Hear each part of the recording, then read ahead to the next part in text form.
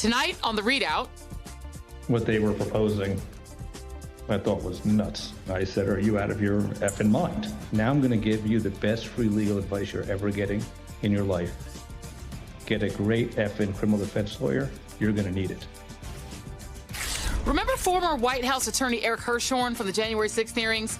Here's a guy who seemed to speak his mind in no uncertain terms. Well, now there's new reporting that he warned Trump that he could be in big trouble if he kept those classified documents.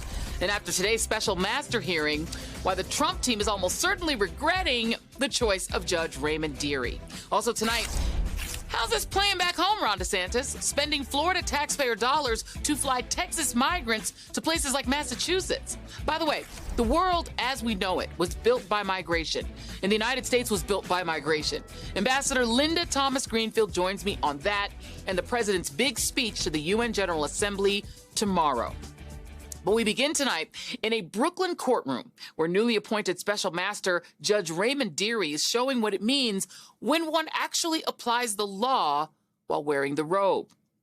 In the first hearing with the DOJ and the Trump legal team over the review of those classified documents that the FBI seized from Mar-a-Lago, the Trump-nominated special master's message to Trump's lawyers was clear, and I quote, "You can't have your cake and eat it too." That came following sharp questions from Judge Dearie over what role they expected him to play in verifying the classification of the documents, given that this is controlled by the executive branch, not the judicial branch. Perhaps it's why Dearie directly asked Trump's team to declare what, if any, of the classified documents Trump declassified before leaving the White House. Trump has repeatedly said that he declassified all of them, but that has not shown up in any of the filings from his legal team. Today, his lawyers reiterated what they wrote in their filing last night, that Trump should not be forced to fully and specifically disclose a defense to the merits of any subsequent indictment without such a requirement being evident in the district court's order. As the Washington Post reports, that is a remarkable statement that acknowledges at least the possibility that the former president or his aides could be criminally charged. And as it relates to those classified documents, Dearie also not only indicated that he would not be releasing them to Trump's lawyers to review as they requested, but that he may even be able to resolve this without seeing the classified documents himself. Now, let's not forget that Donald Trump is reaping what he sowed, because it was Trump who requested a special master to review these documents in the first place. He even went shopping for a sympathetic judge that he nominated to make it happen.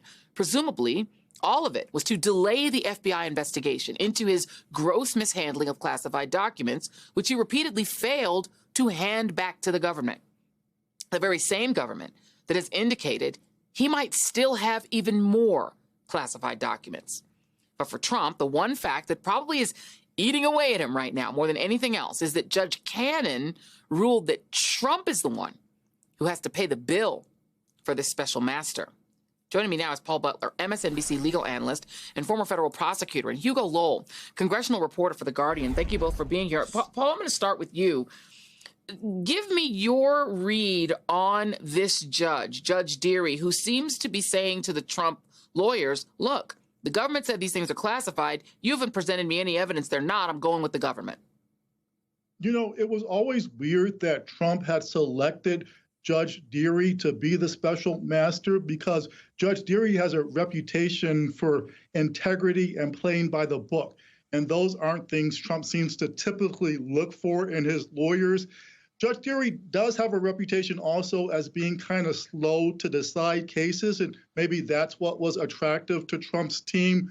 But today, he said there's a new sheriff in town compared to Judge Cannon, and he is being very strict with regard to deadlines.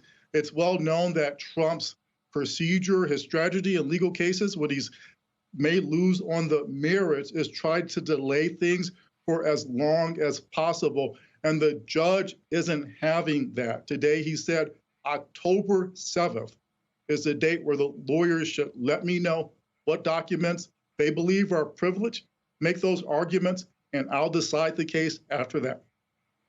And I wondered, Hugo, just from your reporting, what's going on in Trump world? I mean, you have Eric Hirschhorn coming forward, and, you know, it's now public, per this New York Times reporting, that he told Trump, you can't keep these documents, and try to impress upon him the seriousness of the issue and the potential for investigations and legal exposure if he did not return the documents, particularly any classified material. That is proof, at least in terms of this reporting, that Trump knew he shouldn't have them, that at least he was being told by a lawyer that he shouldn't have them. I wonder how much they're freaking out between that and the fact that this judge that they wanted, that they nominated, seems to be playing it down the middle. Yeah, look, I think the fact that Eric Hirschman told Trump in no uncertain terms that he couldn't have these documents is really significant. We come back to the same questions that we had with the January 6th committee, willful blindness.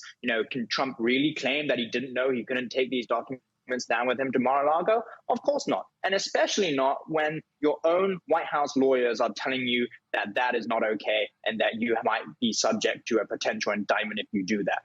Internally, they're not that concerned about that because they think Hirschman's a bit of a two-bit lawyer. That's certainly what they think. Whether or not that's true, that's uncertain. But the one thing that they did get pressed on with the special master today, which did upend them, is the fact that Judge Dearie asked them to make a decision either way on whether Trump actually declassified these documents. They were not expecting Judge Dearie to ask for this. They thought it would be like Judge Cannon. It would be really straightforward. We can just roll our way through this. And the fact that they were put on the spot, I think, came as a bit of a shock. And let's go back to Hirschman for just a second, Paul Butler. Is it, they can say whatever they want about him. He defended Trump during his first impeachment, I think. I mean, they thought he was a pretty good lawyer when he was on their side.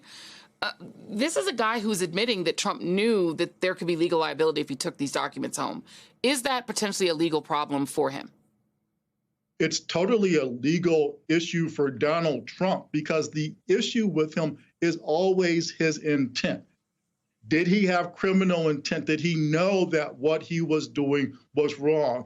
And with regard to these documents, there's so much evidence, including the fact that he was requested to turn over these documents very politely, first by the National Archives, and then there was the grand jury subpoena, which he still didn't hand over all of the documents. So finally, they had to use the search warrant.